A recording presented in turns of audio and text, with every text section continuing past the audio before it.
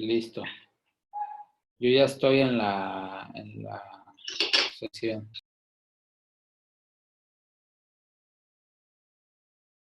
Jaime, para dar la conferencia.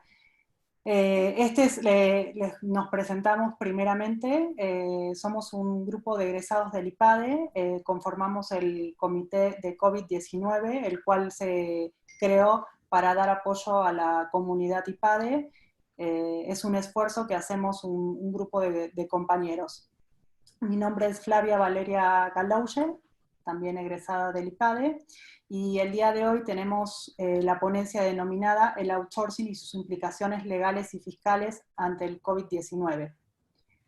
Antes de empezar la conferencia quisiera comentarle un poquito las reglas que tenemos para esto, y es que la ponencia será de aproximadamente 40 minutos.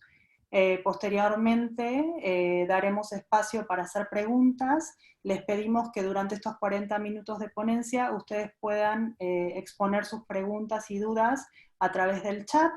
El grupo que conformamos este comité va a estar trabajando para filtrar esas preguntas y hacerlas llegar a nuestro ponente. Les pedimos a todos que por favor tengan sus micrófonos en mute para no interrumpir la conferencia, y al final de la conferencia estaremos pidiéndoles que por favor nos apoyen con una encuesta, la cual nos sirve a nosotros para poder estar trabajando y mejorando cada una de estos webinars y poder ayudar más a la comunidad. Bueno, ahora les presento al doctor Jaime Alberto Flores Sandoval. Él es contador público y licenciado en Derecho, cuenta con doctorados en Ciencias de lo Fiscal y Derecho, así como maestrías en Impuestos, Derecho Fiscal, Derecho Constitucional y Amparo, además de diversos diplomados en el área fiscal y legal. Actualmente es consultor de la firma Consultores, de la cual es socio fundador y participa como consultor fiscal y financiero y legal para el sector público y la iniciativa privada, además de participar como conferencista y catedrático en distintas instituciones de educación. Ha realizado distintas publicaciones de libros, revistas, además de participar de forma regular como columnista y como invitado especialista en programas de TV y radio. O sea, le doy la bienvenida. Muchas gracias, Jaime, por estar con nosotros. Gracias, Flavia, y gracias a todos por la oportunidad de platicar este tema con ustedes, que, bueno, en estos últimos tiempos y particularmente la semana pasada, que se buscaba un culpable de esta disminución en el nivel de empleos en el país, se decía que en buena medida esto ocurría por empresas que estaban recurriendo a los esquemas de outsourcing, y a mí me parece que pudieran tener razón. Sin embargo, no hay un fundamento técnico ni un fundamento en datos que pueda acreditar que el culpable de toda la subcontratación o el outsourcing, porque, bueno, al final del día también hay que reconocer una cosa, ¿no? Y es que tanto la subcontratación como el outsourcing se utilizan como conceptos equivalentes, y a mí me parece que no son dos cosas que signifiquen lo mismo. Entonces vamos a platicar hoy de subcontratación, vamos a platicar de outsourcing. En mi experiencia me ha tocado asesorar a muchas empresas que se dedican a este ramo. De hecho, podríamos decir que nos hemos especializado en el tema, y hemos escrito algunos libros que refieren también a este tema. Entonces, bueno, vamos a tratar de aportar algunas ideas, de aportar algunos conceptos que nos permitan particularmente identificar qué está pasando en este sector que hoy nos ocupa. Este es un temario, el material y algunos documentos que les voy a referir a través de la plática. Se los vamos a dejar a Flavia, particularmente a José Alberto, para que se los transmitan posteriormente, pero el temario propuesto es este, ¿no? Principalmente, y como tema central, va a ser un vínculo entre lo que es la subcontratación y esta pandemia que estamos viviendo, pero antes vale la pena hacer referencia a algunos conceptos de origen. En primera instancia, a mí me gustaría definir lo que es el outsourcing, porque como tiene una denominación anglosajona, en principio, podría ser un concepto que no se ajusta a nuestras disposiciones legales. Outsourcing significa recurrir a fuentes externas. Fuentes externas, y en esta gráfica que les muestro aquí, podríamos ver qué tipos de fuentes externas de recursos podemos recurrir.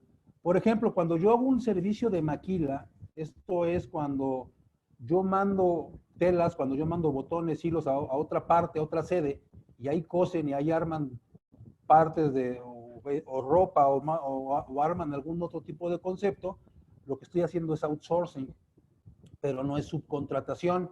Cuando, por ejemplo, una empresa que se dedica a vender globalmente como Amazon, como eBay, y requiere entregar cierto tipo de bienes alrededor del mundo, lo hace a través de empresas como DHL, como UPS, como Federal Express o la que ustedes quieran, está recurriendo a un servicio de outsourcing, pero no estamos hablando de subcontratación. De igual forma, cuando una armadora de vehículos recurre a un país para que le haga los asientos, y recurre a otro país para que le haga la maquinaria, recurre a otro país para que vaya integrando las distintas partes del automóvil, estamos hablando también de outsourcing, pero tampoco hablamos de subcontratación. Y finalmente, por ejemplo, cuando quienes nos dedicamos al ámbito de lo jurídico, de lo contable, prestamos un servicio, hago la contabilidad de una empresa o doy una asesoría jurídica, lo que estoy haciendo es outsourcing, pero eso no es subcontratación. Entonces, ¿qué sí es subcontratación? Subcontratación al final del día es una forma de hacer outsourcing. El problema es que cuando alguien dice outsourcing, inmediatamente lo vincula al trabajo en régimen de subcontratación, pero el trabajo en régimen de subcontratación es un esquema que está contemplado en la Ley Federal del Trabajo y que tiene ciertas características muy particulares. Si nos damos cuenta en todos estos conceptos que yo les mencioné, tanto la maquila, mensajería, autopartes o servicios profesionales, estamos recurriendo a fuentes externas, pero yo no estoy recibiendo un servicio de un trabajador que me beneficie de forma directa. Al final del día estamos hablando de servicios o de conceptos de orden independiente que no están trabajando dentro de mi empresa. Pero cuando yo hablo del trabajo en régimen de subcontratación, me tengo que ubicar necesariamente en el ámbito de lo laboral. ¿Por qué? Porque, bueno, de acuerdo a lo que contempla la Ley Federal del Trabajo, que es una ley reglamentaria del artículo 123 constitucional, a lo que me estoy refiriendo es a la existencia de una relación de trabajo. ¿Qué es una relación de trabajo? La relación de trabajo existe cuando una persona física que se llama trabajador le presta a una persona que puede ser física o moral un servicio que se denomina personal y subordinado. ¿Qué quiere decir subordinado? Que un trabajador, una persona física, está bajo las órdenes de otra persona que se llama patrón. Y este patrón le paga un salario. Ahí decimos doctor que hay... Jaime, ¿Sí? doctor Jaime, un favor, ¿se pudiera pegar un poco más al micrófono porque escucho un poco lejos? Muchas gracias. A ver, permítame un segundo. ¿Ahí me escuchan un poco mejor? Sí, ahí está perfecto. Sí, es que como... Ok. Entonces les comentaba que, bueno, cuando hay una relación de trabajo, tenemos dos elementos personales, uno que se llama trabajador, otro que se llama patrón. Y estos dos interactúan y lo que se conforma es una relación de trabajo. Bueno, pues cuando hablamos del trabajo en régimen de subcontratación, precisamente lo que ocurre es que existe una relación de trabajo. ¿Con quién? Ahorita es lo que vamos a determinar. Sin embargo, hay un servicio, hay una forma de generar relaciones entre las empresas en donde, por ejemplo, yo que soy un despacho de contadores o un despacho de abogados, requiero que uno de mis trabajadores vaya a prestar servicio a otra empresa. A lo mejor porque el contador tiene que ir a levantar documentación, o tiene que ir a generar registros, o tiene que hacer un cálculo de impuestos. Entonces yo mando a mi trabajador a la otra empresa y la otra empresa se ve beneficiado por el servicio que presta mi trabajador. El trabajador no es de ella, el trabajador es mío. Entonces, cuando hay una empresa que se ve beneficiada, y esa es una regla general todavía sin entrar al tema de la subcontratación, cuando una empresa se ve beneficiada por el servicio que presta un trabajador, lo que dice el artículo 13 de la Ley Federal del Trabajo es que las dos empresas, el beneficiario y el patrón, son responsables solidarios de las obligaciones laborales e incluso las de seguridad social que correspondan respecto al trabajador. ¿Qué quiere decir la responsabilidad solidaria? Significa precisamente que si uno de los dos, el patrón que en primera instancia debe cumplir con la obligación, no lo hace, entonces el beneficiario directo tiene que cumplir con las obligaciones laborales y las de seguridad social. Oye, pero el trabajador no es mío. De cualquier forma, tú tienes que cumplir por esta responsabilidad solidaria. Pero desde 2012 nos encontramos en la Ley Federal del Trabajo una disposición específica que ha sido muy criticada, el artículo 15A y los tres posteriores que son el 15B, 15C y 15D, que definen lo que es el trabajo en régimen de subcontratación. Y lo que dice este artículo 15A es que el trabajo en régimen de subcontratación es aquel en virtud del cual un patrón que se llama contratista, y aquí vamos a ubicar a la empresa que coloquialmente le decimos de outsourcing, ejecuta obras o presta servicios con sus trabajadores. Aquí hablamos, por ejemplo, del despacho de contadores que mencionábamos hace un rato, en donde una empresa me dice, oye, ¿sabes qué? Yo requiero contadores dentro de mi empresa, pero no quiero que sean mis trabajadores. ¿Por qué no quieres que sean tus trabajadores? Porque yo no quiero desviarme de mi actividad esencial, que a lo mejor es una fábrica, o a lo mejor es una empresa que se dedique a la comercialización o cualquier otra cosa, pero él no quiere enfocar esfuerzos, ni dinero, ni tiempo en estar administrando contadores. Dice, mejor que se entiendan entre ellos. Entonces me pide a mi despacho de contadores, para mi área de contabilidad necesito que tú me mandes trabajadores que son tus trabajadores, pero que van a prestarme un servicio en mi favor. ¿Cuál va a ser la función de la otra parte de la empresa beneficiaria que se llama contratante? La función de la otra empresa va a ser fijar la obra o fijar el servicio que quiere que se preste y en todo caso supervisar su desarrollo. Pero quien lleva sobre sí la carga de la relación laboral es la contratista, es decir, el outsourcing.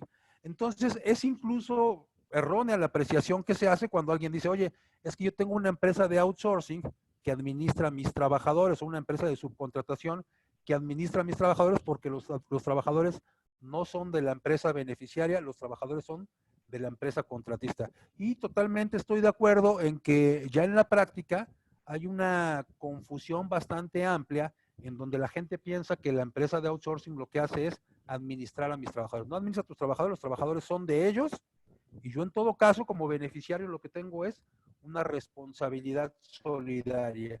Sin embargo, en este trabajo en régimen de subcontratación, y lo vemos aquí en este gráfico, el contratista con sus trabajadores va a llegar a la empresa contratante, y la empresa contratante, es decir, la beneficiaria, va a tener entonces dentro de sus instalaciones o dentro de su estructura orgánica dos tipos de trabajadores. Los trabajadores que son propios, porque a lo mejor yo sí me quedé con las labores de dirección o con las de tesorería o con las de fábrica, y a los que subcontraté fuera a los contadores, quizá a los de limpieza, a los del área jurídica, a los del área de sistemas, y entonces dentro de mi empresa conviven trabajadores que son míos, que son propios, y trabajadores que son subcontratados, cuya responsabilidad recae sobre la empresa contratista, sobre la empresa de outsourcing.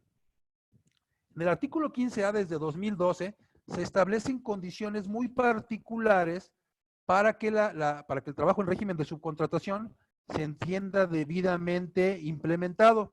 ¿Cuáles son esas condiciones que debe tener el trabajo en régimen de subcontratación? Las tres condiciones que dice la Ley Federal del Trabajo en el artículo 15A que debe reunir este trabajo son las siguientes. Primero, si tú vas a subcontratar gente, no se puede que subcontrates a la totalidad de las personas que van a prestar servicios en tu empresa. ¿Por qué? Porque tú estás subcontratando porque quieres desentenderte de ciertas actividades, pero no te puedes desentender de todas. Entonces, dentro de tu estructura, debes conservar trabajadores propios. Eso tiene que ser así invariablemente. Oye, ¿y qué pasa si yo me quiero deshacer de todos los trabajadores y todos se los delego a una empresa de subcontratación? Rompes con la primera condición, y bueno, ¿y cuál es la consecuencia de romper con esa primera condición? La consecuencia de romper con esta primera condición es que los trabajadores, aun y cuando les esté pagando la otra empresa, aun y cuando la otra empresa los tenga en el Seguro Social, se consideran para todos los efectos laborales y de seguridad social como trabajadores del beneficiario. Oye, pero los tiene aquel, sí, pero son tus trabajadores, ¿por qué? Porque rompiste con esta primera regla. De hecho, es la consecuencia de romper cualquiera de las tres reglas. Los trabajadores que están fuera de estos parámetros se consideran trabajadores de la beneficiaria o de la contratante, de la empresa, del cliente del outsourcing. La segunda condicionante es que si quieres subcontratar, tienes que justificar que esta subcontratación está dada por el carácter especializado del servicio que esperas recibir. ¿Cómo justificas esto ante la autoridad laboral? Bueno, pues hay muchas formas de acreditar esta circunstancia. Por ejemplo, si yo requiero contadores, pues por lo menos tienen que ser personas que tengan ese grado académico, ¿no? Que tengan una licenciatura o que tengan una especialidad técnica en contaduría. Si estoy pagando por un servicio de abogados, bueno, pues que tengan ese carácter, o de abogados o de sistemas, o las personas de limpieza, porque yo me quiero desentender de ese concepto, o las de seguridad, que es como nacen muchas de las empresas de subcontratación. Entonces hay que justificar el carácter especializado. Oye, ¿y qué pasa si no lo justifico? Los trabajadores son tuyos. Y la tercera condicionante es que los trabajadores subcontratados no pueden llevar a cabo tareas iguales o equivalentes a las que llevan a cabo los demás trabajadores de la empresa contratante. Por ejemplo, si dentro de mi empresa yo tengo cajeros, porque soy un banco, entonces yo no puedo subcontratar cajeros. ¿Por qué no puedo subcontratar cajeros? Porque se entiende entonces que lo que quieres hacer es romper con ciertas características de la relación laboral. Si tú eres experto en contratar cajeros, ¿por qué subcontratas el resto de los cajeros? Dice la autoridad, a mí me pareciera que lo que estás pretendiendo hacer es simular una operación con el ánimo quizá de disminuir los beneficios laborales de los trabajadores. Entonces, rompiendo cualquiera de estas tres características, la empresa beneficiaria de los servicios, la contratante, se convierte en patrón de los trabajadores que originalmente no son suyos. Entonces, habría que cuidar, en primera instancia, cuando implementamos un esquema de subcontratación, cumplir con estas condiciones de manera, de forma inevitable. Tenemos que hacerlo. Ahora, existen obligaciones en materia de seguridad social y en materia de impuesto de la renta e incluso en materia de IVA, aunque algunas de ellas fueron derogadas a partir de este año en la ley del impuesto de la renta y en la ley del IVA.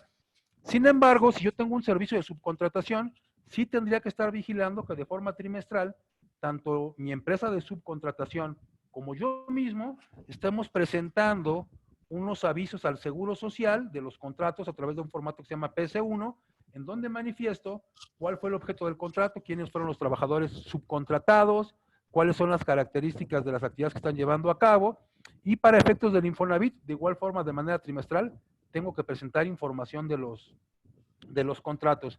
En la parte de impuesto de la renta, les decía, se derogaron las obligaciones, pero vale la pena que las conservemos contractualmente, ya no por disposición legal, en donde la contratista me tiene que acreditar distintas circunstancias. Para que yo esté seguro de que aquella empresa con la que estoy trabajando cumple con sus obligaciones fiscales y en materia de seguridad social, requiere lo que pedía la ley hasta el año pasado. Pídele que te entregue copia del CFDI de los trabajadores, que no son tuyos, son de él, pero bueno, pídele una copia. Pídele que te acredite que efectivamente le entregó el CFDI a los trabajadores que le estuvieron prestando servicios, los que tenías tú en tu sede.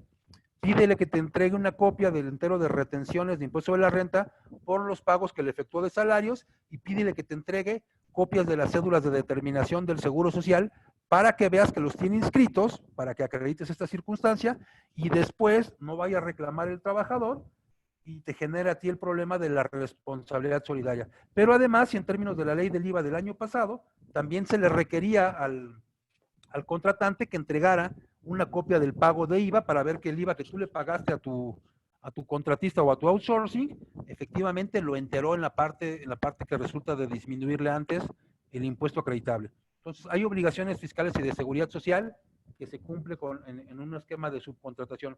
Ahora, ya entrando al vínculo que pretendemos establecer hoy entre las empresas de subcontratación y esta pandemia que hemos estado viviendo, entiendo que ustedes ya han tenido algunas pláticas al respecto, pero a mí me gustaría retomar algunas de las características que nos hacen enfrentarnos a esta problemática que hoy vivimos. Por principio de cuentas, tenemos un antecedente que, estoy de acuerdo, no tiene nada que ver con lo que estamos viviendo hoy, pero bueno, es el único antecedente parecido que se ha presentado en el país y en el mundo, que es la influencia de 2009. En aquel evento, en 2009, México era el epicentro de esta epidemia, y entonces se decretó en nuestro país en 2009, por efecto de la influenza, una suspensión de actividades que duró entre el 1 y el 5 de mayo de 2009.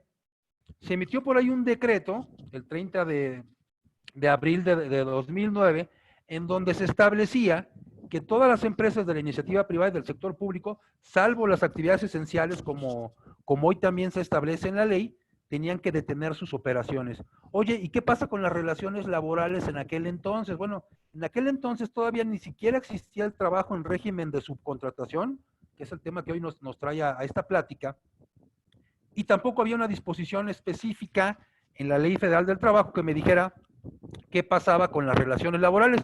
Pero sin embargo me aclaraba el decreto. La relación de trabajo subsiste en tanto se detengan las actividades. Oye, subsiste, pero ¿le pago o no le pago? Pues quién sabe, porque la ley no lo decía. Oye, pero le tengo que respetar sus condiciones en esos días. La ley no lo decía, el decreto no lo decía. Y entonces fue un tema inusitado que, bueno, pues trajo muchas controversias a la aplicación de las relaciones laborales, pero también hay que reconocer que era un tema menor. ¿Por qué un tema menor? Porque finalmente fueron nada más 5 días, y en esos 5 días, bueno, pues el trabajador habrá pactado o no con su patrón que se le pagara, pero se trataba en todo caso de un tema menor. Lo que hoy está pasando, sí es un un concepto diferente, un concepto más difícil que debemos prestar mayor atención. Desde antes de esta reforma de 2012, ya contemplaba el artículo 42 de la Ley Federal del Trabajo. Acuérdense que esta es una ley que data de 1970, pero el artículo 42 ya contemplaba la posibilidad de suspender las relaciones de trabajo. ¿Qué quiere decir que se suspende la relación de trabajo? Hace rato que definíamos la relación de trabajo, decíamos que una relación de trabajo implica que un trabajador presta a un patrón un servicio personal subordinado. ¿Cuál es la obligación del trabajador? Prestar el servicio. ¿Cuál es la obligación del patrón? Pagar por ese servicio. ¿Qué pasa cuando se suspenden estas relaciones de trabajo? Lo que pasa cuando se suspenden las relaciones de trabajo es que cesan las obligaciones, la del trabajador de prestar servicio y la del patrón de pagar un salario.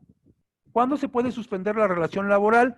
Pues decía el artículo 42 de la Ley Federal del Trabajo, por ejemplo, cuando el trabajador tenga una enfermedad contagiosa.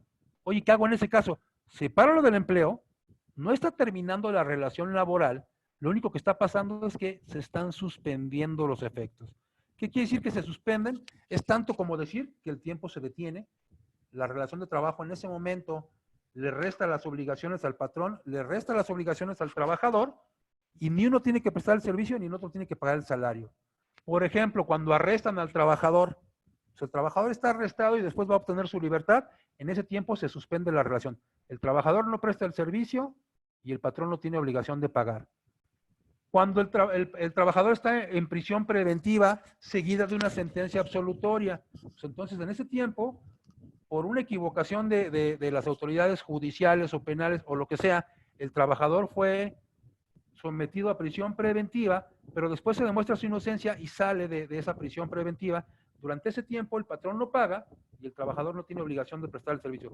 Pero cuando esta situación cesa, entonces se tiene que reintegrar a sus labores el trabajador sin que esto merme sus derechos laborales. Simple y sencillamente en ese tiempo no tenía obligación el patrón de pagarle ni el trabajador de prestar el servicio. Pero no contemplaba la ley hasta ese momento qué sucede cuando por efecto de una epidemia, que en aquel entonces era el concepto conocido, se suspenden las relaciones laborales de facto.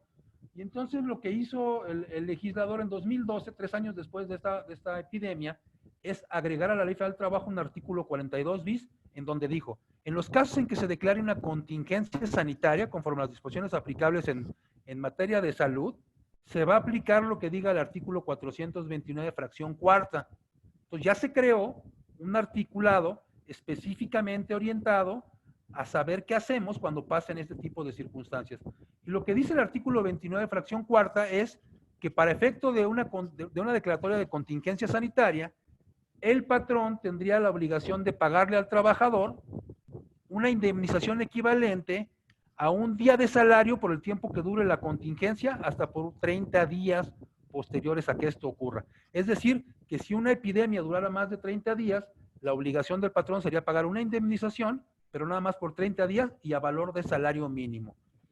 Oye, ¿y no está mal redactado, mal puesto esto en la ley? A mi parecer sí, porque por principio de cuentas lo que dice el artículo 429, fracción cuarta, es que hay que pagar una indemnización, pero resulta que cuando se da este tipo de eventos, tendríamos que remitirnos incluso ahí al análisis semántico de la palabra. Indemnizar significa resarcir. Y resarcir significa que yo causé una afectación previa a ese trabajador. Entonces, por ejemplo, si yo despido a un trabajador de forma injustificada, dice la Ley Federal del Trabajo, lo tienes que indemnizar. ¿Por qué? Porque le estás causando un daño. Si tú al trabajador lo insultas, lo golpeas, lo acosas o cualquier cosa, lo tienes que indemnizar. ¿Por qué? Porque le causaste un daño. Pero en este caso particular que incorporaron en la ley en 2012, dice, lo tienes que indemnizar porque hay una epidemia o una declaración de contingencia sanitaria. ¿Y por qué lo tengo que indemnizar si yo no tuve nada que ver en la afectación que pudiera tener el trabajador? Entonces, desde mi punto de vista está mal planteado, eso lo vamos a abordar más adelante porque además tiene efectos interesantes en la aplicación de la ley. Pero eso fue lo que dispuso en aquel entonces el legislador en 2012, en los artículos 427, fracción séptima, que hay una suspensión de labores, y el 429, fracción cuarta, que dice hay que pagarle hasta un mes. Pero más allá de eso, también el artículo 168 que se agregó en 2012, dice que cuando hay una declaración de contingencia sanitaria, no puede utilizarse el trabajo de mujeres en periodos de gestación o de lactancia siempre y cuando su hijo tenga hasta 5 años. Entonces, dice que cuando se dé la declaratoria, a las mujeres embarazadas las vas a mandar a su casa y les vas a pagar en términos del artículo 429, fracción cuarta, hasta un mes de su salario. Y eso fue lo que contempló la ley en aquel entonces. Entonces llegamos a la actualidad, y en la actualidad nos ubicamos precisamente en el supuesto que había previsto el legislador en 2012. Resulta que nos enfrentamos a una contingencia sanitaria en virtud de la cual, de facto, se iban a suspender las relaciones laborales. ¿Qué fue lo que ocurrió entonces en la realidad? Lo que ocurrió en la realidad es que al presidente le fueron a contar, al Poder Ejecutivo le fueron a contar que esta era una medida neoliberal que afectaba a los trabajadores y entonces el patrón no tiene por qué pagarle un salario mínimo. Y se le ocurrió la idea al presidente de decir, bueno, entonces ¿cuánto le tiene que pagar? Que le pague su salario completo. Oye, pero no va a prestar servicios. Y aquí es interesante recurrir un poco a la terminología legal, en particular la que refiere a la definición de salario. Vamos al artículo 82 de la Ley Federal del Trabajo y en ese vamos a encontrar que la definición de salario es la siguiente. Dice la ley que un salario, además es un concepto muy sencillo, es la retribución que recibe el trabajador por su trabajo. Y entonces cuando se suspenden las relaciones laborales, como ocurre en este caso, aunque hoy han tratado de decirnos mediante ciertos artilugios legales que no hay una suspensión, de hecho sí existe en muchos de los casos, porque el trabajador no está prestando un servicio, y cuando no hay un servicio no puede haber un salario. El salario es la retribución por el trabajo. Si no hay trabajo, no hay salario. Oye, entonces, ¿cómo se llama lo que le pagas al trabajador que no está prestando un servicio?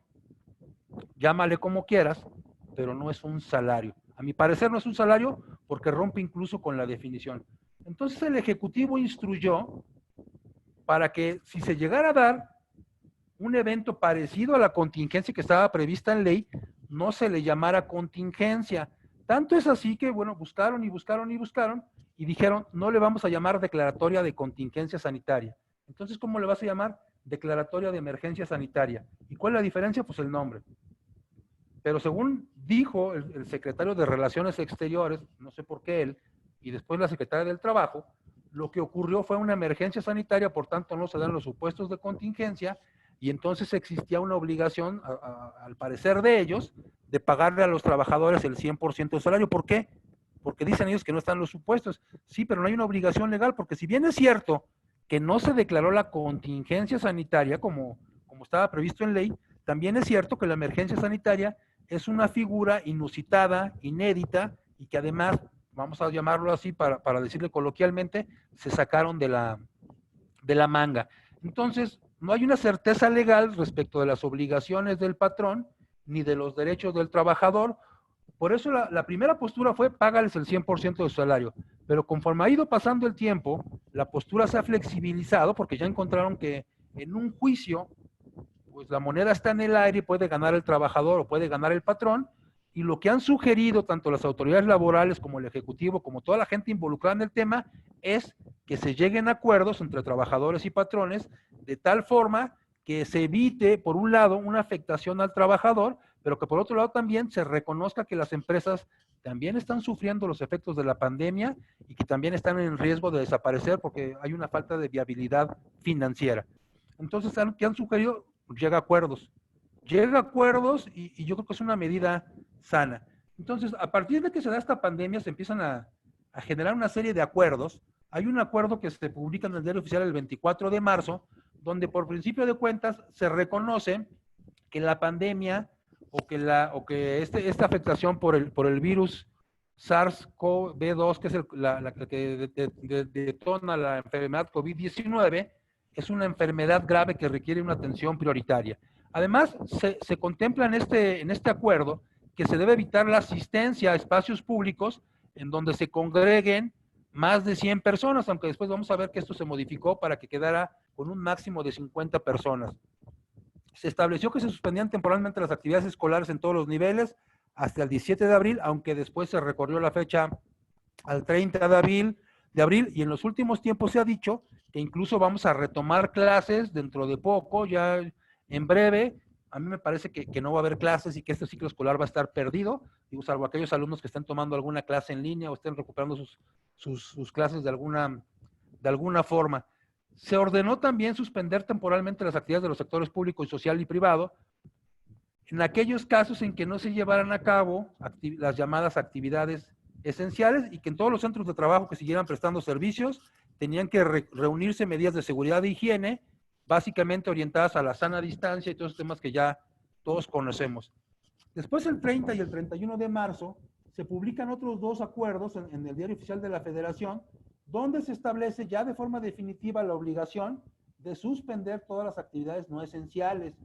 Solamente podrían continuar en funcionamiento algunas actividades consideradas como esenciales, básicamente las vinculadas a la salud, a la seguridad, a los energéticos, al transporte público, y todo este tipo de eventos que no podrían detenerse porque comprometerían seriamente la vida del país. Sin embargo, todas las demás actividades tendrían que recluirse o resguardarse, que ha sido el término que se ha usado, desde el 30 de marzo y hasta el 30 de abril, aunque bueno, ya muchos hemos escuchado que se dice que incluso este periodo de resguardo se va a prolongar algunos días de mayo, hay quien dice que todo mayo, y que después paulatinamente iremos regresando a las calles.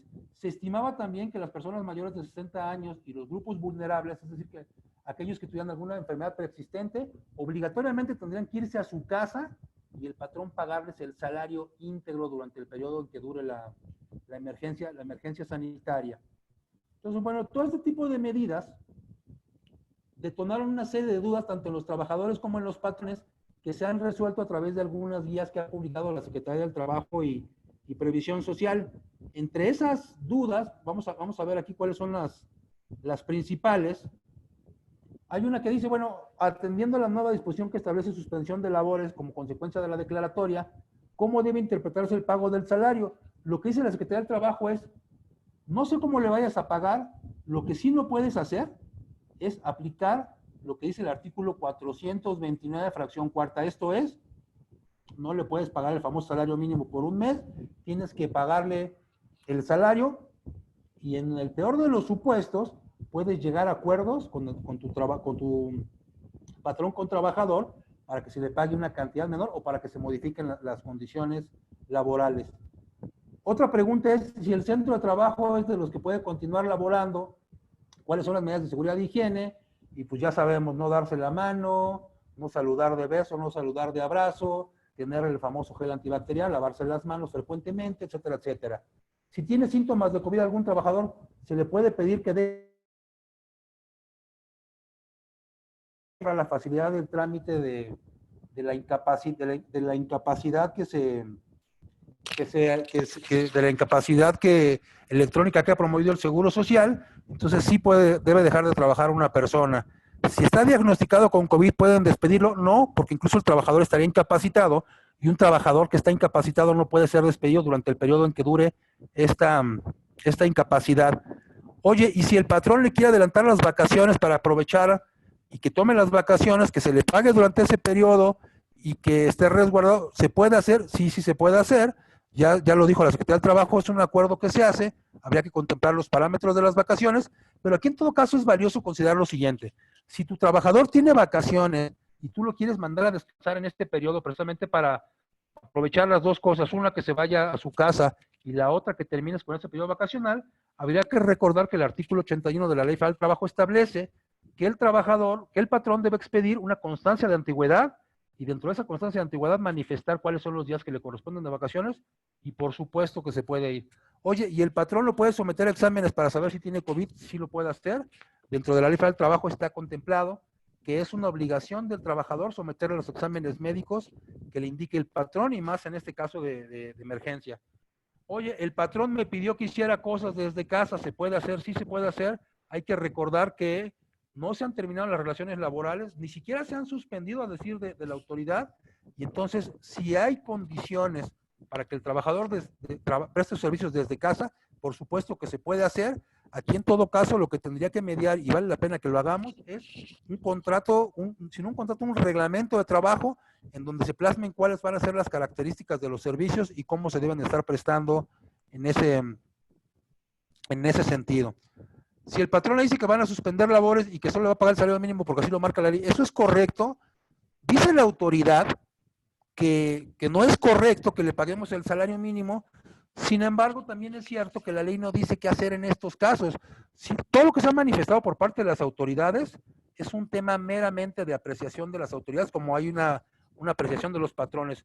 Entonces, ¿qué es lo que tendríamos que hacer? En mi parecer, lo que tenemos que hacer es celebrar convenios con los trabajadores y que esos convenios estén ratificados por ambas partes. Hoy día es difícil hacerlo frente a la autoridad, entonces hay que cuidar qué es lo que va a pasar en este tipo de eventos. Pero hay una serie de condiciones que sí tenemos que considerar que sí son diferentes a lo que habíamos venido viviendo tradicionalmente, y una de ellas es el tratamiento de la seguridad social y el pago de salarios. Les comentaba yo hace rato que el salario por definición es una retribución que se le paga al trabajador por su trabajo. Si no hay trabajo, no hay salario. Oye, pero es que hay trabajadores que están prestando sus servicios desde casa. Eso sí están trabajando, lo que les estás pagando es salario. Oye, pero hay trabajadores que no están haciendo nada porque el servicio no lo pueden prestar desde su casa. ¿Cómo se llama lo que le estoy pagando? O sea, a mi parecer no es un salario, pero también esto tiene ciertas ventajas. Una de ellas está en la seguridad social. Por ejemplo, si un trabajador está en su casa, está recibiendo un pago y no está trabajando, ¿cómo se llamaría lo que le estoy pagando? Pues llámale como quieras, un donativo, un regalo, pero no es un salario. Sin embargo, tendríamos que buscar una figura legal para denominar a esta remuneración que está recibiendo el trabajador, y yo considero que una figura ideal para hacer estos pagos a los trabajadores que no están prestando servicios es previsión social. Previsión social es un concepto que está contemplado en la ley del impuesto sobre la renta, pero que además me da un beneficio bastante interesante. ¿Cuál es el beneficio? Que la previsión social que yo le pago al trabajador está exento del pago de impuesto sobre la renta. Oye, ¿cómo que está exento de impuesto sobre la renta? Sí. Por ejemplo, si yo le pagara a mi trabajador 100 pesos normalmente cuando trabaja, y de esos 100 pesos le retengo 20 pesos de impuesto sobre la renta, mi trabajador va a recibir un pago neto de 80 pesos. Pero si lo que le estoy pagando no es salario porque no está trabajando, sino previsión social, en lugar de decir 100 menos 20 le doy 80 netos, yo diría 100 que son previsión social, no son objeto de retención porque están exentos, y entonces el pago que yo le efectúo al trabajador es un pago que está exento de impuesto sobre la renta y por tanto no es objeto de retención. Yo podría darle al trabajador incluso los 100 pesos netos sin retención y sin obligación de enterar al trabajador. O sea, es una cuestión que vale la pena analizar, que se acerquen a su contador, que se acerquen a la persona que los asesora en la parte fiscal, pero es una situación que se puede considerar y que nos puede traer un beneficio bastante interesante tanto a la empresa como al trabajador. Y por la parte de seguridad social, el artículo 31 de la Ley del Seguro Social establece que si mi trabajador se ausenta a sus labores, como es el caso actual, y no recibe un salario, y aquí es donde precisamente combinamos lo que les acabo de comentar, si lo que le estoy pagando al trabajador no es salario, sino previsión social, entonces me ubico en el supuesto que establece la Ley del Seguro Social, y el beneficio que puedo tener, que es un beneficio sumamente interesante, es que 7 días al mes yo puedo omitirme en el pago de cuotas de seguridad social. Oye, ¿cómo que omitirte? Sí, tú vas a ponerle en el SUA o en el medio que utilices para calcular tus cuotas de seguridad social, que 7 días de los que le estás pagando al Seguro Social, el trabajador se ausentó de sus labores, que no le pagaste salario, y entonces no le tienes que pagar todas las cuotas de seguridad social, lo cual es bien interesante porque me da la posibilidad de disminuir 7 días durante cada mes. Entonces, esta es una situación sumamente interesante que vale la pena analizar, porque hoy todo lo que signifique ahorro para la empresa o para el trabajador siempre va a ser muy bien apreciado, y además, si me lo permite la ley, bueno, pues qué mejor que hacerlo en ese tenor. ¿Bajo qué conceptos se van a hacer los pagos entonces? Yo sugeriría previsión social. Incluso por ahí escribí un artículo recientemente que hemos estado utilizando, se los puedo compartir a través de Flavia con mucho gusto, en donde plasmamos todo el tratamiento que se le puede dar a estos pagos que le hacemos a los trabajadores que no se encuentran prestando servicios en la actualidad. Oye, ¿y se pueden modificar las condiciones de trabajo? Por supuesto que se pueden modificar las condiciones de trabajo. Oye, estamos hablando de subcontratación. Yo le pago a una empresa de subcontratación y ella a su vez le paga a los trabajadores que son de él. También ahí tiene alcances estos convenios, por supuesto que tiene alcance estos convenios.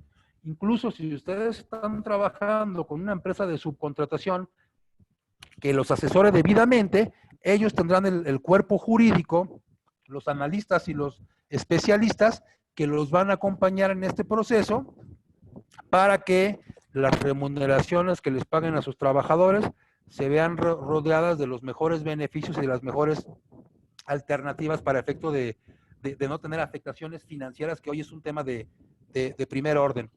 Entonces nos encontramos aquí con lo siguiente.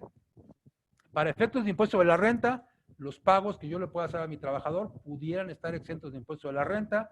Las cuotas de seguridad social y las cuotas de Infonavit se pueden ver disminuidas en la parte proporcional que corresponda a 7 días por cada mes de los trabajadores que conservan la relación laboral, pero que tuvieron que irse a su casa y que no están prestando ningún tipo de servicio. Incluso por ahí salió un documento del Seguro Social en la semana en donde se amplían los beneficios y me hace énfasis en una serie de medidas que, si bien ya existían, a veces se nos olvidan. ¿Cuáles son esas medidas? Bueno, pues dentro del acuerdo de consejo técnico que emitió el Seguro Social en esta semana, se estableció, ya estaba en ley, en el artículo 40 de la ley del Seguro Social, 40A y 40D, que cuando yo voy a pagar mis cuotas de seguridad social, si hoy de algo adolecen las empresas es de falta de liquidez, no te preocupes.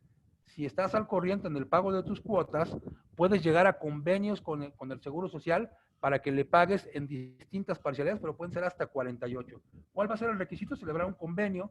De lo que me beneficio en esta ocasión es de que no tengo que dejar ninguna garantía para que me hagan este convenio. Me puedo ir hasta 48 meses, sí, por ahí me van a cobrar un interés, sí tengo que pagar un primer abono, vamos a llamarle un enganche de las cuotas de seguridad social del 20%, pero pagar las cuotas a 48 meses o menos de 36 meses o 24 meses, a mí me parece una excelente oportunidad para recuperarme un poco de la problemática financiera a la que se están sometidas muchas empresas en la actualidad. Además, si me hice acreedor a una multa, me van a poder condonar hasta el 90% de la multa. Se pueden disminuir las cuotas por ausentismo bajo la mecánica que ya les comentaba. Se pueden solicitar permisos laborales a distancia por incapacidad, en donde hay un procedimiento en donde el trabajador va a llenar un cuestionario de forma electrónica si es que tiene síntomas de COVID. En caso de que sean síntomas graves, incluso lo van a poder remitir a una clínica para validar que efectivamente lo que dice el cuestionario es cierto, y prácticamente sin presentarse a ninguna dependencia o a ninguna oficina del Seguro Social, le van a poder extender una incapacidad de hasta 14 días en un procedimiento que a mí me parece bastante interesante porque, bueno, por un lado, un trabajador incapacitado es un trabajador por el cual nada más se pagan cuotas de retiro de seguridad social en este tiempo que dura la incapacidad, por un lado, y por otro lado tiene asegurado el 60% de su salario base de cotización durante el tiempo que dure la incapacidad. Es más, si el patrón quisiera decir, bueno, está enfermo el pobre trabajador, nada más le van a pagar el 60%, y yo le quiero pagar el 40% restante, se lo podría pagar bajo la figura de previsión social, subsidios por incapacidad, y el concepto para el trabajador sería total y absolutamente exento de impuestos sobre la renta. Los trabajadores que tienen 60 años o menos, 60 años o más, perdón, ellos ya tienen que estar descansando. Sí podrían tener un subsidio por incapacidad, pero aquí habría que considerar que desde que salió el primer decreto, se dijo que los mayores de 65 y los sectores vulnerables, es decir, que tuvieran alguna enfermedad como diabetes, como cáncer, como enfermedades pulmonares, renales o cualquiera que fuera de carácter crónico, iban a estar sujetos a que fueran enviados a su hogar y que se les pagara el 100%. Si una de estas personas está enferma, a mí me parecería grave porque si la enfermedad se presentó con posterioridad a los decretos, incluso yo podría tener una responsabilidad que se ha dicho, pudiera tener alcances penales por las consideraciones especiales que se pidieron para este tipo de personas. Entonces, hay que ver cuáles son las condiciones de este tipo de personas, porque ya tienen que estar en casa. Sí, mencionamos en algún momento que todo esto incluso podría dar como consecuencia la modificación de las condiciones laborales con que hoy recibimos los servicios de nuestros trabajadores o incluso de los trabajadores subcontratados. Lo único que está prohibido es que el trabajador renuncie a sus prestaciones ya devengadas, a sus salarios devengados. Esto es, oye, yo lo hice trabajar durante una semana, ¿pactaste con él algo? No. Entonces le tienes que pagar el salario íntegro. Oye, y el aguinaldo que ya había devengado, se lo tienes que pagar íntegro. Oye, pero si a partir de hoy yo acuerdo con el trabajador que en lo sucesivo voy a disminuir la jornada laboral, o que no va a trabajar unos días, o que va a cambiar las condiciones, eso sí lo puedo pactar, pero será en lo sucesivo. Respecto de las prestaciones devengadas, no se puede hacer absolutamente nada. Ahora, también vale la pena, y eso como trabajador, no tanto como patrón, considerar que si por alguna razón me quedé sin trabajo ahora, si me despidieron, si me indemnizaron, puedo hacer uso del del seguro de retiro de desempleo, que finalmente no es otra cosa sino que tomes dinero de tu Afore, que te va a restar semanas de cotización, pero pueden llegar a ser cantidades interesantes, digo, sobre todo para un trabajador que se quedó sin empleo en estas fechas, porque pudiera alcanzar, no sé, hasta 20, 25 y 30 mil pesos por ese seguro de desempleo. Entonces vale la pena analizarlo, vale la pena que lo veamos, porque, bueno, pues quedarse sin trabajo en estas fechas y estar sin dinero va a ser bastante complejo, aunque me resten semanas de cotización, yo creo que puede ser una situación interesante. Ahora, uno de los temas que me comentaron y que me pidieron platicara, porque apenas se publicó en esta semana, son los criterios de calificación de los trabajadores por riesgo de trabajo, por efecto de haber adquirido la enfermedad de COVID-19. Oye, ¿cómo es esto? ¿Cómo que aquí habría que considerar el planteamiento inicial, ¿no? ¿Qué pasa si un trabajador se enferma de cualquier cosa, no hablando de COVID, fuera del centro de trabajo? ¿Qué le da una influenza, que una enfermedad pulmonar, alguna enfermedad de los ojos, y se tiene que incapacitar por ese motivo? Bueno, pues la consideración que hace el Seguro Social en ese supuesto es que fue una enfermedad general, y entonces lo que va a pasar es que durante el periodo de incapacidad, a partir del cuarto día, el Seguro Social le va a pagar el 60% del salario base de cotización que esta persona tiene inscrita al Seguro Social. Eso en todos los casos. Sin embargo, si se considera que de lo que estamos hablando es de una enfermedad profesional o de un accidente de trabajo, entonces la consideración cambia, porque desde el primer día el Seguro Social le paga a ese trabajador el 100% de su salario base de cotización. Oye, pero ¿de qué depende que se considere o no como una enfermedad profesional? Bueno, pues precisamente la consideración implica que el trabajador haya enfermado como consecuencia de la acción reiterada en su trabajo. Entonces, por ejemplo, si yo soy carpintero y todos los días estoy cortando madera y se me mete la serrina a los pulmones y tengo una enfermedad en las vías respiratorias ya crónica, entonces esa es una enfermedad profesional, y lo que procede es que el Seguro Social me pague durante la incapacidad permanente o total que tenga el 100% de mi salario base de cotización. Bueno, de la permanente, no, de la permanente hay un cálculo ahí particular, pero sí de una incapacidad que no sea permanente. En cambio, si yo me hubiera enfermado por otra cosa, me van a pagar el 60%. Bueno, pues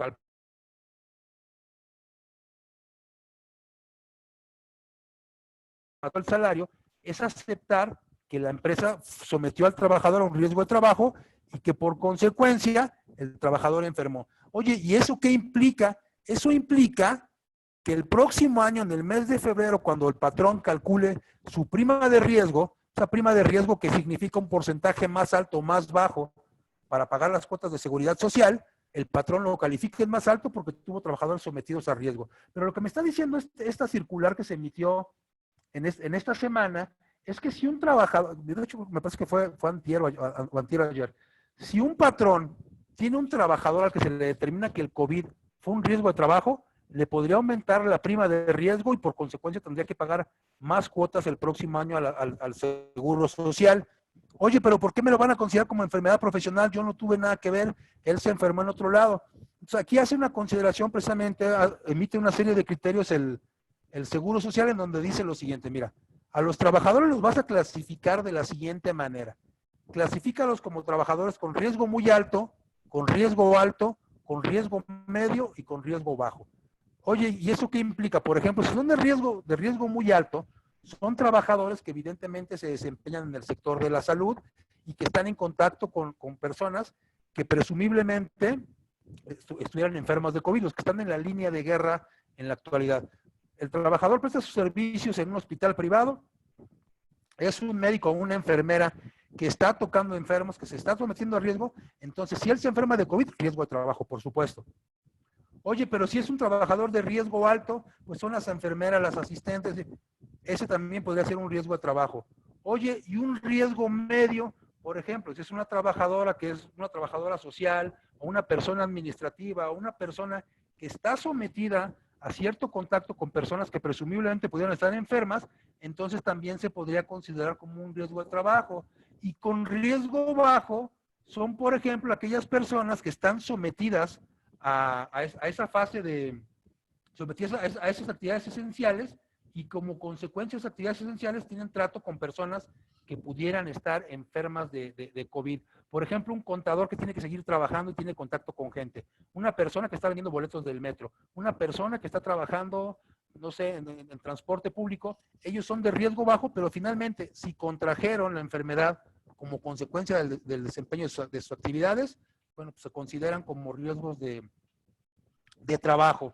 Y bueno, pues las características aquí de la subcontratación implican que la empresa de subcontratación tendría que empezar a generar de la mano de su cliente, de su contratante, alternativas que evitaran que todos estos riesgos que hoy nos encontramos los viva el empresario solo, ¿no? Aquí hay que tratar de optimizar y en mi apreciación, una empresa de subcontratación le viene muy, muy bien a un patrón para que de la mano generen estrategias fiscales laborales que ni afecten al trabajador, pero que tampoco mermen financieramente a la empresa. Hoy la liquidez va a ser el tema que va a mandar en nuestra economía. Y me dicen que, bueno, que tenemos Gracias, Jaime. que iniciar las preguntas. Y... Así es, vamos a iniciar, ya nos queda un poco menos de tiempo, pero vamos a iniciar con las preguntas que nos hicieron el favor de llegar. Te las voy leyendo.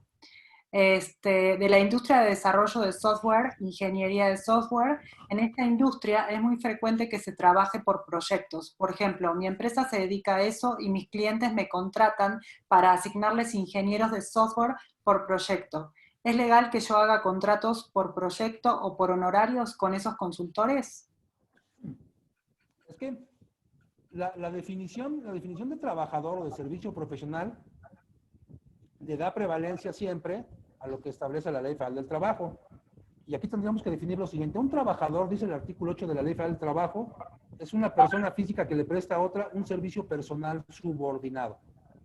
Es decir, una persona que está sometida a órdenes, que tiene un horario, que presta servicio en una empresa, se llama trabajador. Y en ocasiones, y pasa mucho en el sector de la tecnología, lo que ocurre es que se pacta que no te pago como asalariado, sino que te pago por servicio profesional. Aquí no depende de la figura que quisiéramos darle, sino la de figura que le corresponde.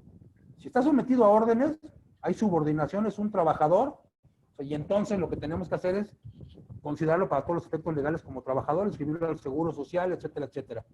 Oye, pero es que lo contraté nada más por un proyecto. Existe la figura en la Ley Federal del Trabajo, en los artículos 39, 39A y 39B, la figura del trabajo por tiempo determinado o por obra determinada, pero finalmente también se someten a las características de un trabajador. Son trabajadores que a veces de forma indebida o a veces rayando al margen de la ley, se les da otro carácter como honorarios, como servicios profesionales, como prestador independiente, pero finalmente si hay subordinación es un trabajador, cualquiera que sea la denominación que le demos, y tendría que tener todas las características de esta figura, ¿no? Ok, vamos, muchas gracias, vamos con la siguiente. El INSS ya decretó los criterios para que COVID-19 sea una enfermedad de trabajo. En caso de que un colaborador de outsourcing que está en mi empresa se muera por COVID y pensando en la responsabilidad compartida, ¿hasta dónde llega mi responsabilidad como empresa?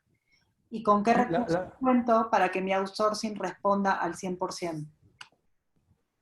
A ver, aquí el tema es un tema contractual. Si bien es cierto que el trabajador es de la empresa de subcontratación, también es cierto que desde que firmamos el contrato con la empresa de subcontratación, pactamos las características que cada uno de los dos iba a asumir. Me explico lo siguiente. Por ejemplo, hay empresas que piensan que por pagarle a una empresa de subcontratación, liquidaciones, indemnizaciones y cualquier otro concepto le corresponden a la empresa de subcontratación. Y esto no es necesariamente falso, necesariamente verdadero. ¿De qué depende? De cómo hayas pactado tu contrato. O sea, yo, por ejemplo, soy una empresa de subcontratación, es un ejemplo, y te puedo decir, oye, yo te voy a cobrar una comisión o un porcentaje de administración del personal del 8% o del 5% o del 4%. Oye, y si lo voy a despedir, si lo despedimos, el contratante o el beneficiario paga la indemnización, y va a decir el otro, es que yo no quiero pagar indemnizaciones, quiero que las pagues tú, entonces la comisión que te voy a cobrar no va a ser del 4, a lo mejor va a ser del 15%, del 16%, y entonces sí, yo genero esas reservas para que cuando haya que indemnizarlo, me corresponda a mí el pago. Entonces, si un trabajador enferma de COVID, ¿es riesgo de trabajo o no es riesgo de trabajo? Primero ver eso, ¿de quién es? ¿Es una empresa de subcontratación? ¿Cómo lo pactamos? O sea, ¿cómo pactamos? Si un trabajador se indemniza o fallece o debido a la falta de medidas de seguridad fallece, ¿de quién es la responsabilidad? Sí, en primera instancia, de la empresa de subcontratación. Pero en segunda instancia tendríamos que remitirnos para saber quién corre con el costo financiero a lo que dice el contrato. O sea, la prueba suprema en una relación contractual son las cláusulas que están establecidas, ¿no? A eso tendríamos que remitirlo. Y sí, finalmente hay una responsabilidad solidaria, no compartida, solidaria. Porque una cosa es la responsabilidad subsidiaria, otra cosa es la responsabilidad solidaria. La solidaria, para que nos quede claro, es como dar un aval. Si no paga el otro, entonces sí pago yo. Oye, pero para saber a quién le corresponde el pago, remítete a las condiciones contractuales. Ahí es donde vamos a ver qué tan bien hecho está nuestro contrato, ¿no? Oye, que no está pactado en el contrato, hay que hacer un acuerdo, ¿no? Hay que hacer un acuerdo porque es un evento excepcional para no llegar a un juicio, por ejemplo, ¿no? Ok, muchas gracias. Paso con la siguiente. Para el caso de los trabajadores del sector salud que no realizan actividades esenciales para frenar la pandemia, que ahora las actividades se están transformando, para el caso de los trabajadores del sector salud que no realizan actividades esenciales para frenar la pandemia, ¿qué hacer, digamos, en ese caso? Bueno, sí son actividades esenciales. De hecho, todo lo que es sector salud es la primera línea de actividades esenciales.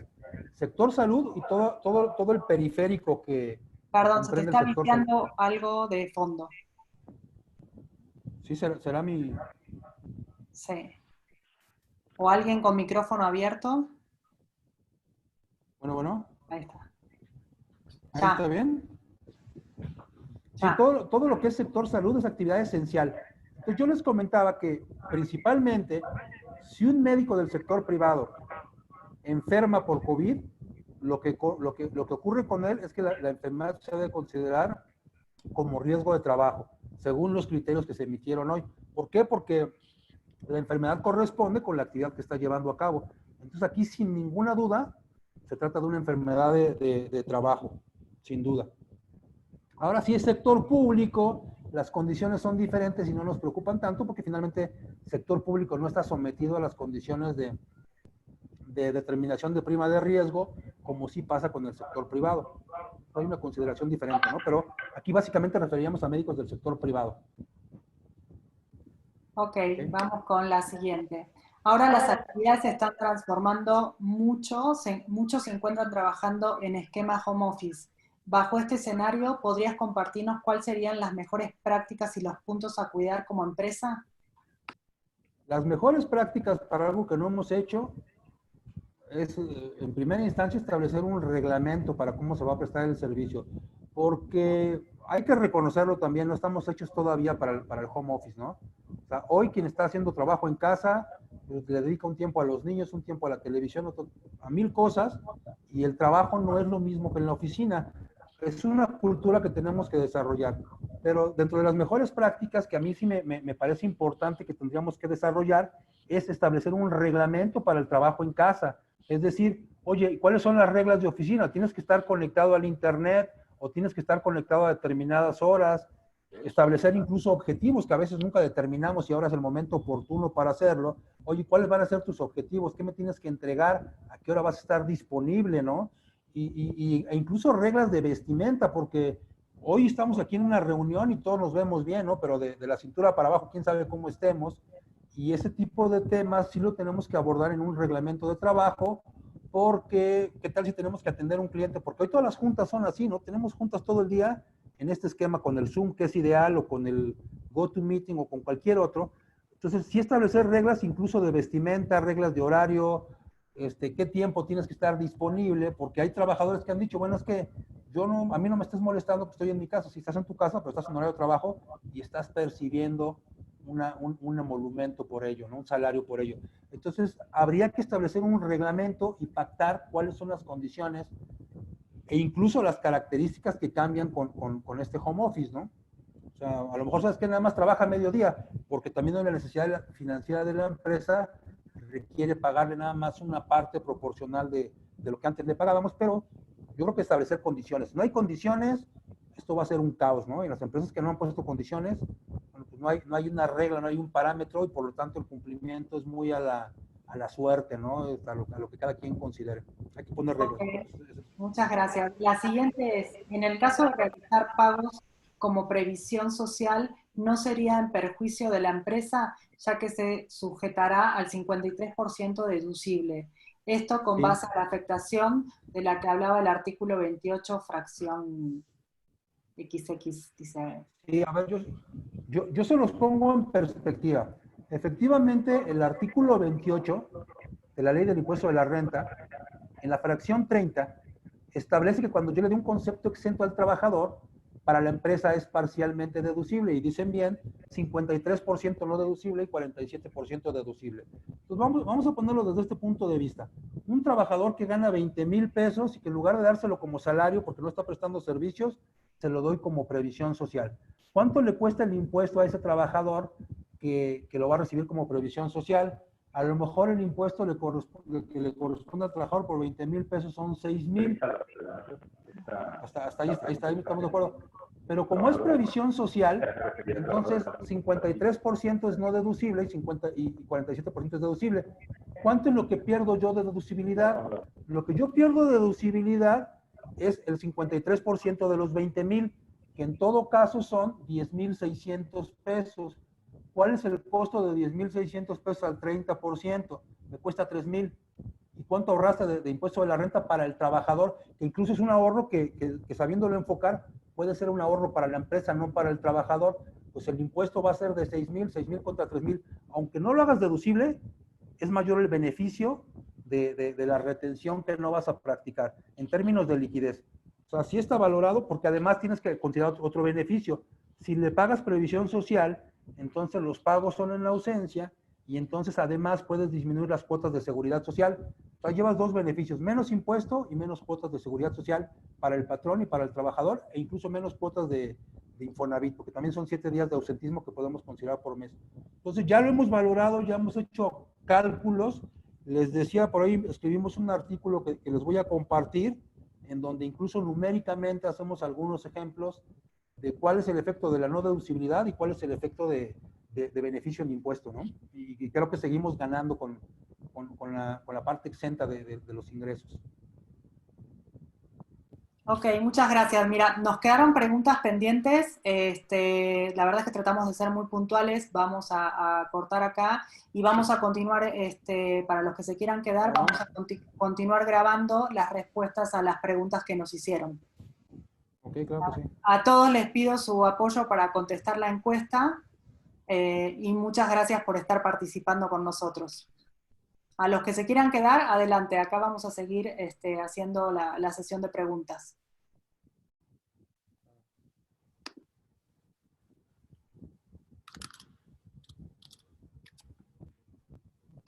Un segundo, que se me para mí. Si querés, continúo ya dando este aviso. Sí, claro. Continúo con las preguntas.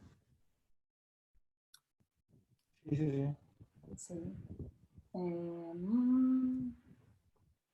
Después, mencionaste que se pueden modificar condiciones contractuales, pero que deben ser acordadas con cada trabajador, ¿es correcto? Así es. Cuando hablamos de contrato individual de trabajo, por supuesto, la relación es trabajador-empresa y tendría que ser individual el cambio. Cuando tenemos un contrato colectivo, un contrato de ley, bueno, pues ahí está sujeto a las condiciones de un sindicato y el convenio podría ser incluso gremial, como pasó, por ejemplo, con Aeroméxico, con algunas aerolíneas, pues que el acuerdo fue a nivel gremial, a nivel sindical, no individual por cada trabajador. Pero sí, cuando la relación es individual, los arreglos tienen que ser también individuales. Claro que puede sujetarse a un modelo general, eso sí también es cierto, ¿no? La siguiente pregunta es, ¿el permiso laboral a distancia por incapacidad consideraría a las personas mayores de 60 años y los que tienen hipertensión o diabetes? Sí, o sea, también los considera. De hecho, yo tendría que estar en su casa. la incapacidad en todo caso que les corresponde los haría perder el salario. A ver, y esto me gustaría hacer énfasis porque es una pregunta interesante. Resulta que hay una persona mayor de 60 años que ya está en su casa, que por alguna razón ni siquiera imputable a él, porque un familiar salió, llevó la enfermedad a la casa y esta persona se enfermó de COVID, ya estando en su casa y ya teniendo derecho a que se le pagara el salario íntegro, que es lo que establece el decreto.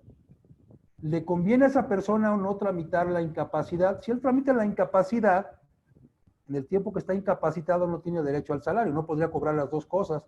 Entonces yo creo que, bueno, más allá de que le den el servicio médico en donde se atienda, no le convendría pedirle incapacidad porque está recibiendo el salario íntegro por parte del patrón. Es mi apreciación, ¿no? Ya con un poquito de maña. Así es. Después, la siguiente, ¿qué podemos hacer cuando regresemos a las actividades y no tenemos los mismos ingresos para pagar sueldos íntegros? ¿Se puede llegar a algún convenio? Sí, lo que yo mencionaba en términos de fundamento en dos cosas, en el artículo 33 y en el artículo 57. Aunque el artículo 57 refiere que si yo quiero modificar las condiciones, debo tener la aprobación del tribunal, aunque hoy todavía cuando leamos tribunal en la Ley Federal del Trabajo, debemos entender las juntas de conciliación y arbitraje.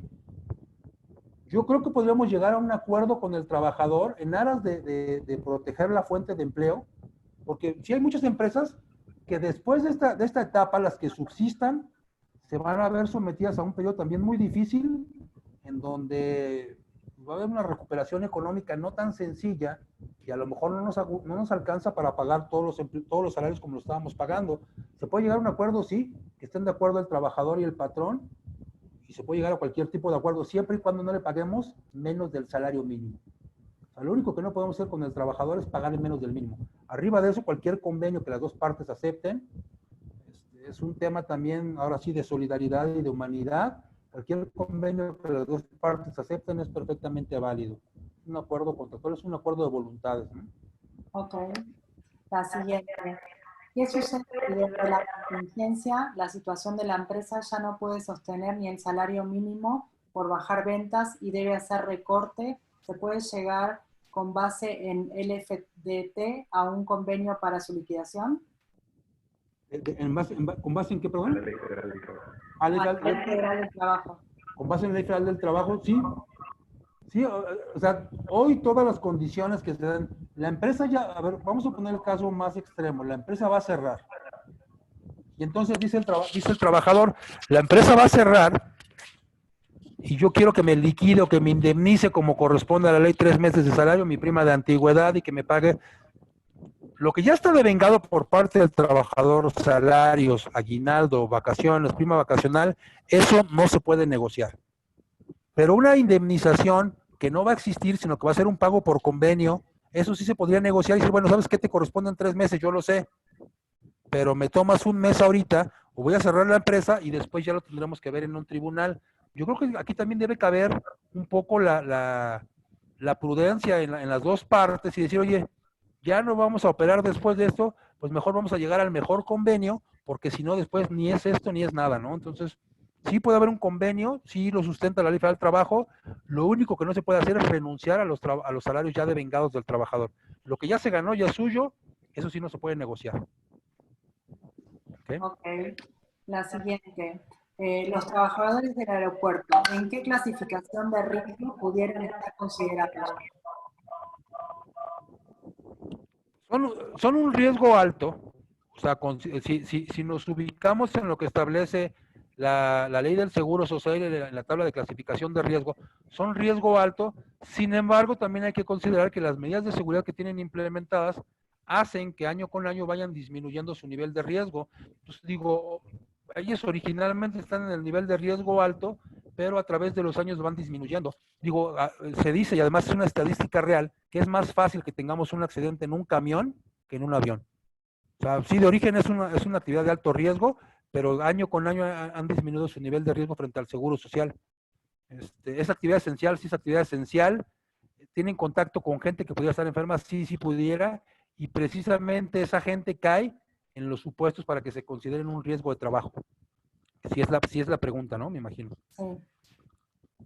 La siguiente es, en un negocio de venta al detalle, las sucursales están en centros comerciales que cerraron. Los empleados están contratados por horas máximos 24 a la semana, pero no podemos operar. ¿Les tenemos que pagar su sueldo? En la consideración de la autoridad, sí, en la consideración que han hecho el sector público, sí se tiene que pagar todo el salario. Sin embargo, yo me remito a que falta fundamentación legal para lo que ha dicho la autoridad y yo pugnaría todos los casos que se privilegie el acuerdo de voluntades. Oye, hay que pagar el salario, es que no hay una suspensión de la relación laboral porque la figura está mal interpretada, pero tampoco hay una terminación. O sea, hay una serie de consideraciones que yo creo que lo más sano es llegar a un acuerdo con los trabajadores. Un acuerdo con los trabajadores, quizá para terminar la relación laboral, quizá para hacer algún pago durante este periodo, pero sí yo privilegiaría siempre el acuerdo de las partes, ¿no? Para evitarnos cualquier controversia posterior. Ok, ahí tenemos la siguiente. Te felicitan por tu exposición y preguntan si es posible considerar la opción de la fracción 1 del artículo 427 de la Ley Federal de Trabajo, derivado de que ha sido declarada la pandemia con origen de fuerza mayor, a fin de solo pagar un mes de salario a cambio de suspender colectivamente la relación laboral hasta por 6 meses. Bueno, de entrada, hay interpretaciones de laboralistas bastante importantes y con bastante experiencia, aunque yo digo bastante experiencia, pero en esto nadie tiene experiencia, nadie sabe antes de esto de un antecedente igual, entonces digo, cualquier experiencia sale sobrando en materia de creación de derecho, pero hay laboralistas que han dicho, y yo coincido en buena medida con ellos, que están dadas las condiciones de la contingencia sanitaria. Si el Ejecutivo le quiso llamar emergencia y no contingencia, a mí me parece más un juego de palabras legaloide más que legal, y hay quien ha interpretado, ¿sabes qué? Si estamos en las condiciones del 427 fracción primera y lo litigamos. O sea, y lo litigamos y lo han hecho, ¿no? Hay incluso quien se ha aventado la puntada que por debajo de eso no les da absolutamente nada y termina la relación laboral con los trabajadores. O sea, es un tema de riesgo, es un tema de sensibilidad también, pero hay quien lo ha hecho y a mi parecer tiene oportunidad de que en una controversia laboral, pueda ganar. Digo, eso estará sometido a un juicio y evidentemente a riesgo, ¿no? O sea, hay quien ha dicho también, oye, les voy a pagar un mes, después nos vamos a pelear y a lo mejor después hasta los reintegro al trabajo, ¿no? Es una estrategia hoy también a veces incluso para subsistir financieramente, que es un tema de primer orden. Primero hay que subsistir y después vemos qué hacemos. Pero hay quien dice que sí, ¿no? Yo les concedo razón, yo no digo, están mal, pero sí yo opto más por una estrategia de conciliación. Y no niego la posibilidad de adaptar las características a las del 427 fracción primera. Bueno, 429 fracción cuarta propiamente. Okay. La siguiente es, ¿qué opciones tenemos si el trabajador no acepta el acuerdo? Es que es un acuerdo, ¿no? O sea, un acuerdo implica la voluntad de las dos partes. Si una de las dos partes no está de acuerdo, no lo podemos obligar porque entonces sería una decisión unilateral y la decisión unilateral a lo que nos lleva es a la posibilidad de una demanda del trabajador. O sea, si él no acepta que se modifiquen sus condiciones, me puede demandar. Está en su derecho. Es un riesgo, ¿no? Es un riesgo. Si hay trabajadores que han dicho, yo quiero el 100%, a mí no me importa cómo te vaya. No, también es un momento de medir fuerzas, ¿no? Es un momento para medir fuerzas porque hay patrones que están haciendo un gran esfuerzo para pagar, hay trabajadores que están haciendo un gran esfuerzo para preservar las fuentes de empleo, pero también del otro lado hay patrones que simple y sencillamente se han preocupado por ellos y trabajadores que lo han hecho de la misma forma, ¿no? Yo creo que es un momento de cerrar filas, ¿no? Es una habilidad de negociación. Hay Bien, gente donde con que no se todos puede negociar, sepamos que pues no estoy tenemos de que acuerdo. aportar un poco, ¿no? Así es. A así todos es. nos toca. La última pregunta ya para cerrar es si se maneja un esquema de previsión social de previsión social o los 7 días para emitir cuotas del IMSS, que son opciones para modificar las condiciones laborales. Aplica para personas que no están dadas al 100% en el IMSS Mis trabajadores están dados de alta con el 35%.